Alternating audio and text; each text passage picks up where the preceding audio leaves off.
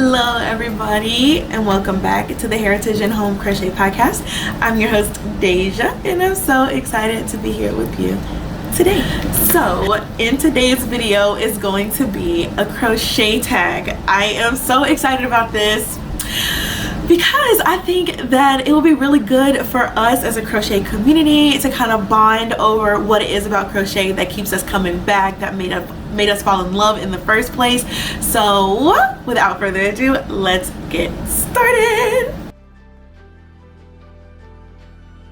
So for me, I was about 6 or 7, I believe, when I first started to get involved in crocheting, and it was my mom who really sat down and showed me. She was making granny squares and I was like, I really want to know how to do that. So she taught me how to do it, and yeah, that was pretty much my introduction to crocheting. It was really nice. I really look back on that moment fondly. I just remember sitting on the couch next to my mom, and my mom's left-handed, so it was hard for me to figure it out, but I eventually got it. So yes. Well, because the first thing that I learned to do was granny squares. That's literally all I crocheted for like probably 3 or so years. It wasn't until I was like in middle school that I actually started making something else, that I actually got into really the different things that you can make from crocheting. And then I would make like camisoles or beanies. I was like a huge beanie maker. For me, I have 2, and I have them here for you. The first is going to be my traveler sweater, because it's the first sweater that I ever made, and it made me realize how much I love making wearables. So this is the first thing that I would say I'm extremely the proudest of.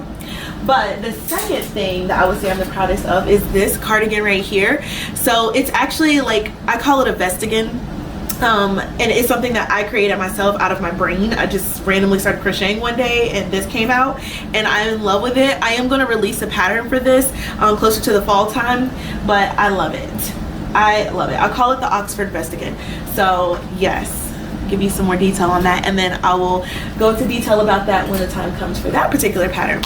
But yeah, those are my 2 favorite makes, and I really am proud of this one because it's like a unique design that just came out of my head, and it made me so happy to know that, you know, I can be a designer. This is something that I love to do, and it's something that I can bring my own creative and unique spin, you know, to the crochet world. So that made me really happy. It is this ball right here. You can see that it's called Peyton's Lacette, and I got this from a thrift store probably close to 10 years ago now. So yes. Well, for anyone who doesn't know, a knife grip is when you hold it like this, and a pencil grip is when you hold it like this. Some variation of that. And I am actually both.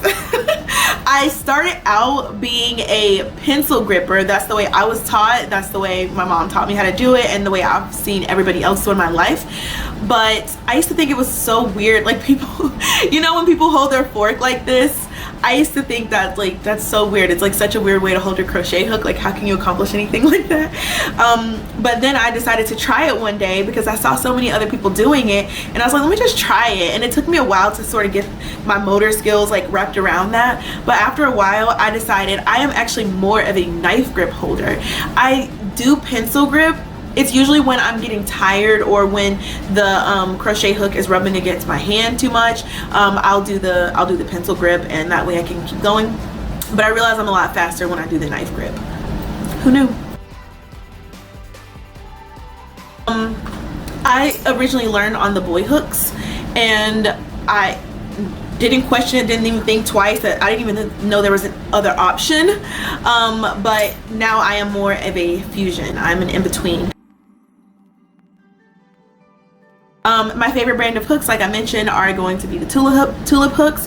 I do like these ones, which are the prim hooks. So if this were metal, I would like it a lot better, but I really like this hook, and I'll use it if I'm not using this one because it's a lot longer and it sits in my hand really well. So yeah, those are my 2 favorites.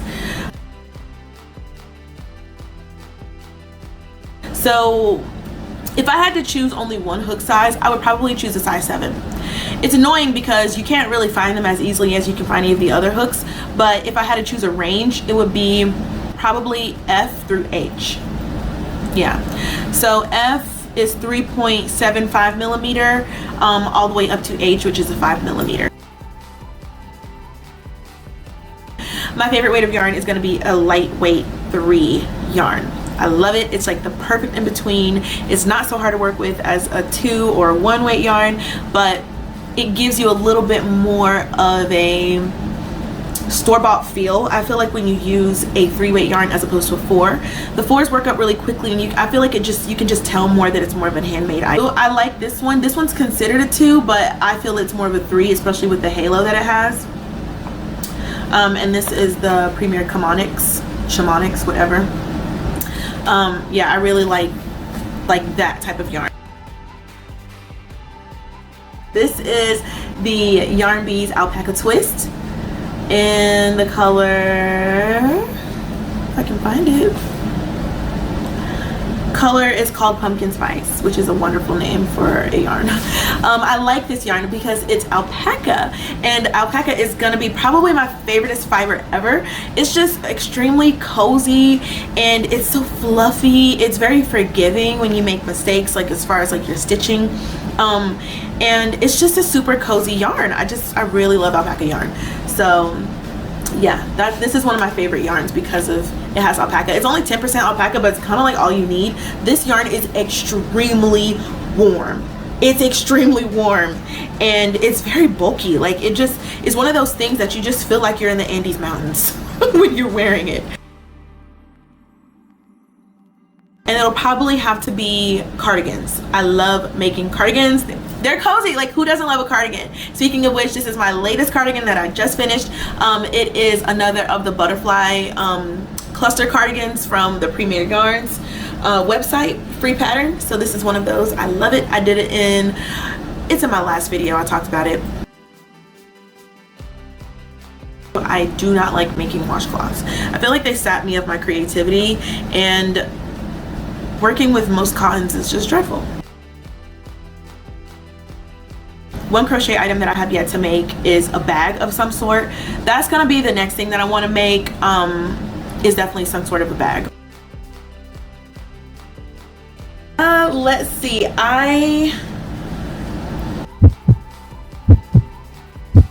Neutrals with an emphasis on the berry, pink, purple tones. Okay, so some people might not consider this a hack, but for me it is. And this is, I never learned to make slip knots. I never knew that you're supposed to make a slip knot when you start crocheting because I've never done that. So what I do when I want to start a project is I literally take my yarn, I just take my hook and I put it in and I just twist once and then start crocheting. That's literally what I do. And it's just like a normal, like as if you had a slip knot, but not. Instead of taking the yarn and twisting it and pulling up, like, no one has time for all of that. So yeah, I just do this, twist once, and then loop over and just start crocheting. I don't know if that's a hack, I don't know, but that's what I got for you. So yeah.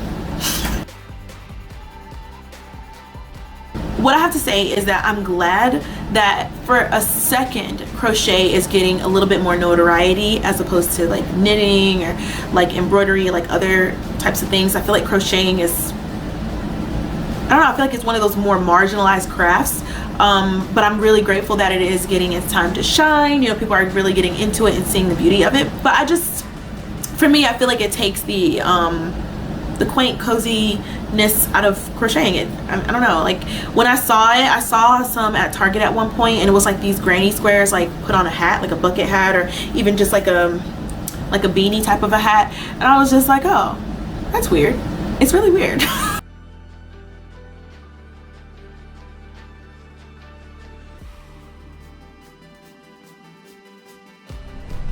So on the screen, you guys, is an example of a designer that I've been loving lately.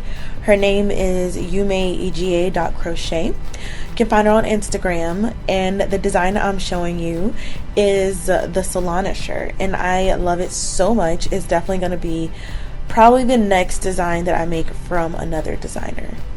So yeah, be on the lookout for that. Honestly, I wish somebody told me this, and I wish I would have paid attention to it at the time, but especially if you're a beginner, crocheting can have like such an effect on your body and your posture that it can actually like have like lasting effects. So it's really important to take care of your body when you're crocheting. That can mean stretching, making sure you're drinking enough water, taking breaks every hour or 2 hours, go for a walk and like move your body around. But the most important thing is to really work your muscles. Like, I have to massage my muscles and my hands, and make sure I'm stretching my fingers, stretching my neck, and then make sure you're crocheting ergonomically.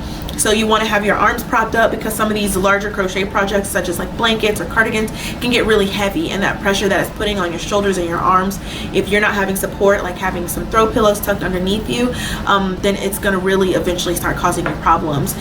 I want this to be a lifelong craft, something I can do until the day that I die. So I definitely want to take care of my body, and I think that is the biggest tip that I would give beginners. When you're starting out, just take care of your body. Definitely Yarn Craft by Nicole. I like her. I really love her channel. She's one of the up and coming YouTubers as well, like I am, so she's a little bit more established on YouTube, but I definitely like her. Claudia from Crochet, that's another smaller YouTube channel that I like to watch, and I really like her content. And then I really like Sarah from Raven's Crochet. She's just such a genuine person. I just love her, and so I want to definitely tag her too. So those are the ones that I'm tagging. I hope you guys enjoyed this video. If you see this and you're a YouTube podcaster too, go ahead, do it. Do the tag. I tag everybody. So I'm excited to see if this gets some play, if people like this, if it kind of spreads along. I'm excited to see what outreach that it's gonna have. So thank you guys for tuning in for the video today. Love you guys, and I can't wait to see you in the next video.